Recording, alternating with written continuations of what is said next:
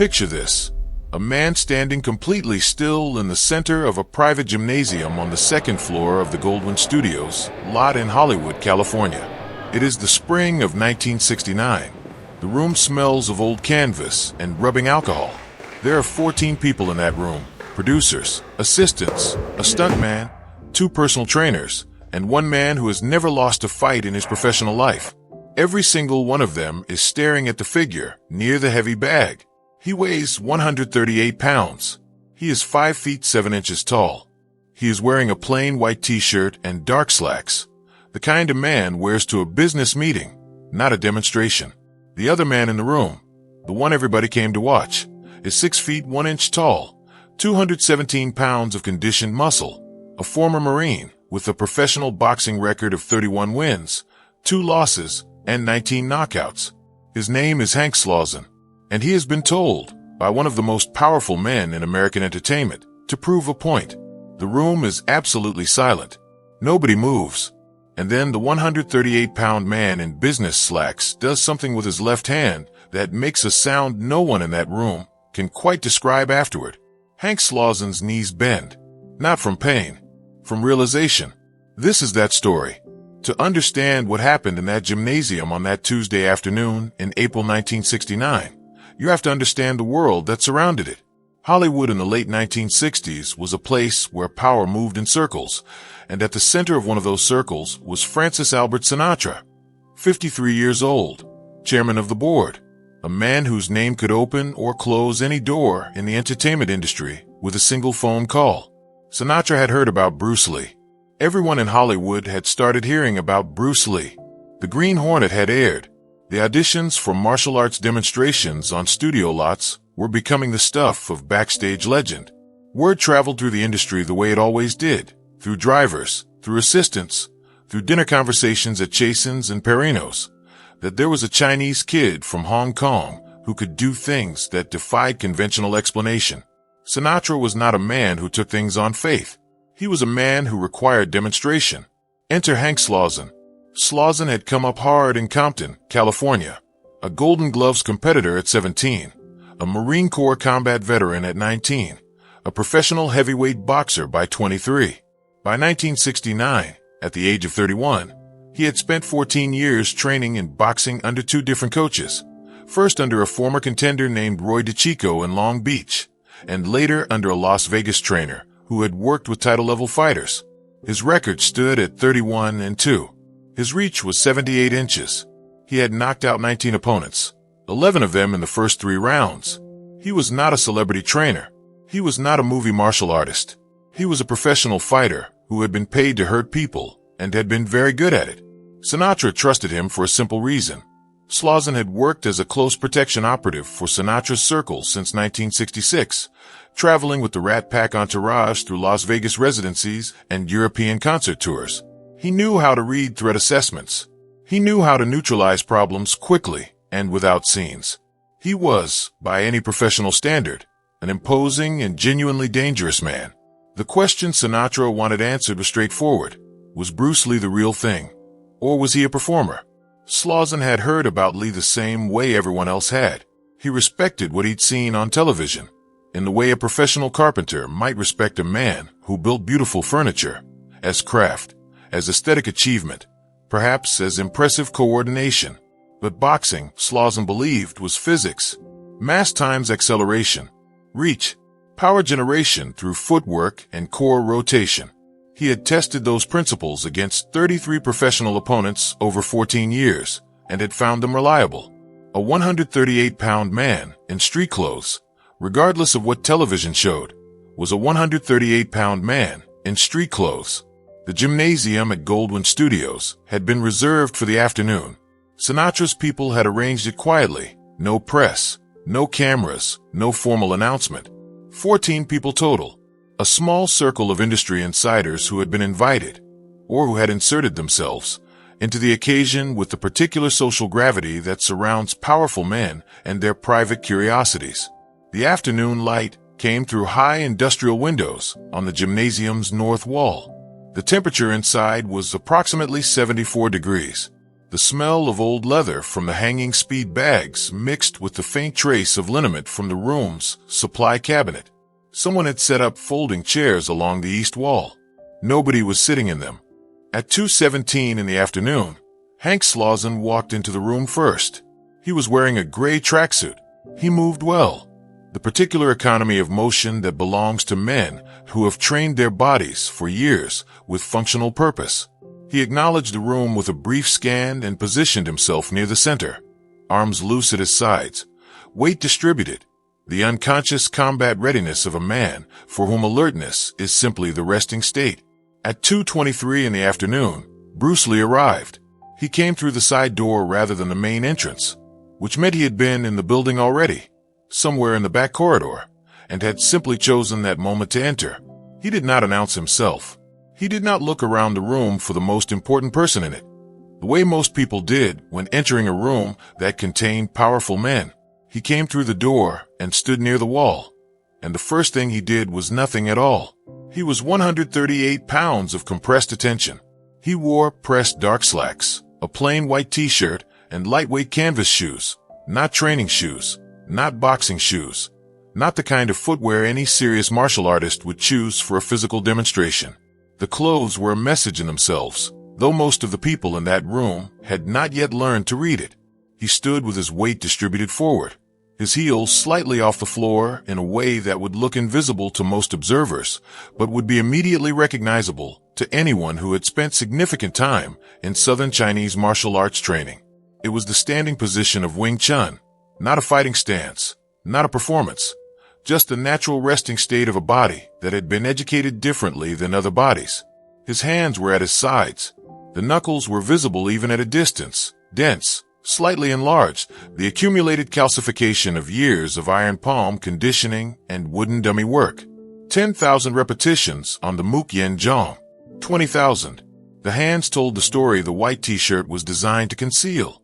His eyes moved once around the room and stopped. They stopped on Hank Slauson. Not the way a fighter studies an opponent, not with aggression or calculation or the territorial assessment that fighters often perform unconsciously when meeting someone their body has registered as a potential threat. He looked at Slauson the way a man looks at a lock he is trying to understand, with complete, undivided, impersonal curiosity.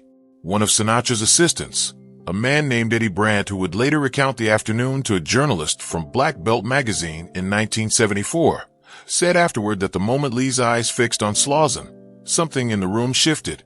He said he could not explain what shifted or why. He said it felt like the change in pressure before a storm that hadn't yet begun. But here's where it changes. Slauson looked back at Bruce Lee and smiled. It was not an unkind smile. It was the particular smile of a man who has been told something surprising and has decided, with professional confidence, that the surprise is manageable. The challenge came the way these things always came in that world, not as a formal declaration, not as a scheduled event, but as an accumulation of small moments that left only one possible ending. Sinatra was not in the room. This is important.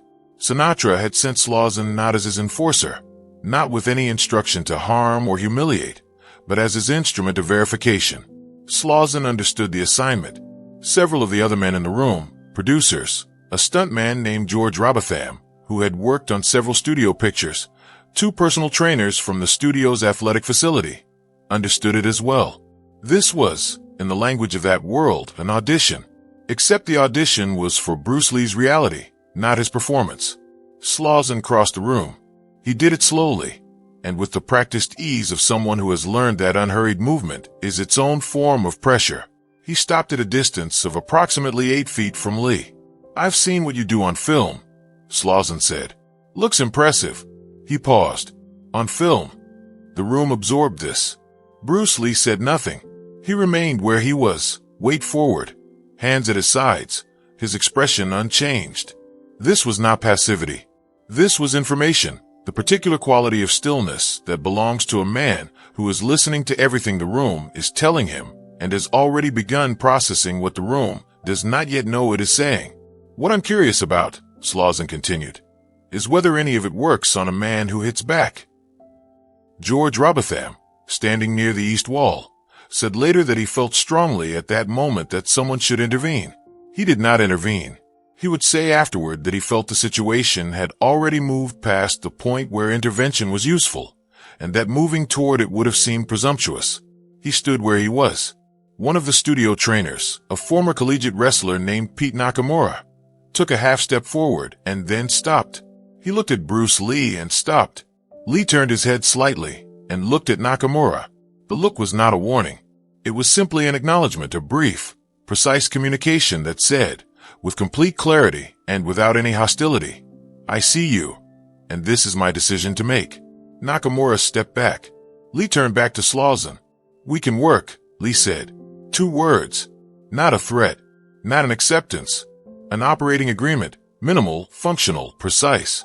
Slauson rolled his shoulders. He was 217 pounds of professional preparation. He had knocked out 19 men. He had a 78-inch reach. He settled into his fighting stance, left foot forward. Weight distributed 60-40. Hands up in the high guard position that had served him well against 33 professional opponents. The murmur that moved through the room's 14 people was not excitement. It was the specific sound of people recalibrating their expectations, without knowing what to recalibrate them toward. What happened next, nobody expected. In the first second, nothing appeared to happen. Slauson moved first. He advanced with a left jab, not exploratory, not tentative, but the real thing, the same jab that had set up 19 knockouts, a weapon with 78 inches of reach behind it and 14 years of repetition encoding it. The jab traveled at a speed later estimated by Robotham at approximately 35 miles per hour, which is within the normal range for a trained heavyweight boxer's lead hand, and it was directed at the center of Bruce Lee's face. It did not arrive. In the second, something happened with Lee's left hand that the witnesses in that room would struggle for years to articulate accurately. Eddie Brandt described it as a slap redirection, but faster than a slap and more intentional than a redirect. George Robotham, who had extensive film stunt experience and had worked with several professional fighters, said it looked like Lee's hand was simply already in the wrong place from Slauson's perspective before the jab was halfway extended. This was the Pak Saw, the slapping block of Wing Chun, deployed not as a defensive reaction, but as a preemptive structural response. Lee had read the jab in its preparation phase, in the microsecond before Slauson's shoulder fully committed, and the Pak Saw was already in motion before the punch had traveled 12 inches. In the third second, Lee's right hand moved. This was the chain punch, the Chun Kun, the foundational offensive weapon of Wing Chun. The mechanics of it violated every intuition that Slauson's boxing training had built into his nervous system. Boxing power is generated through hip rotation, through the kinetic chain that runs from the floor through the legs, through the hips, through the torso, and finally through the shoulder and arm. It requires rotation. It requires distance. It requires time. The Wing Chun centerline punch generates power differently, through structural alignment, through body mass transfer, through the compression of the stance into the strike. It requires almost no rotation and almost no distance. It can be deployed from 4 inches of separation. It can be deployed from 2. Hank Slauson had never been hit from 2 inches of separation. The strike landed on his sternum, not his face, not his jaw, not the vulnerable points that boxing had trained him to protect.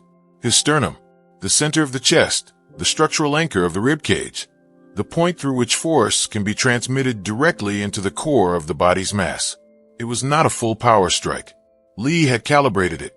The witnesses agreed on this later, to demonstrate the principle without inflicting serious injury. It was perhaps 40% of what Lee's body was capable of generating from that position. It was enough. The crowd went silent. 4 seconds. Eddie Brandt counted them, he said later, because the silence was so complete that counting seemed like the only available response. No one in that room made any sound at all. Slauson's legs had buckled, not collapsed, not failed, but bent, an involuntary genuflection. The body's instinctive response to a force arriving from a direction and at a speed its nervous system had no protocol for processing. Then Slauson straightened. And here is where the story becomes something different from a simple demonstration of martial superiority. He straightened, and he did not look angry.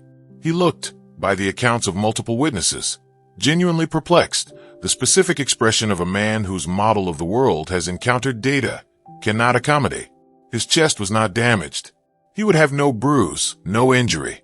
What he had was an experience that his 14 years of professional preparation had given him no framework for processing. Bruce Lee took one step back.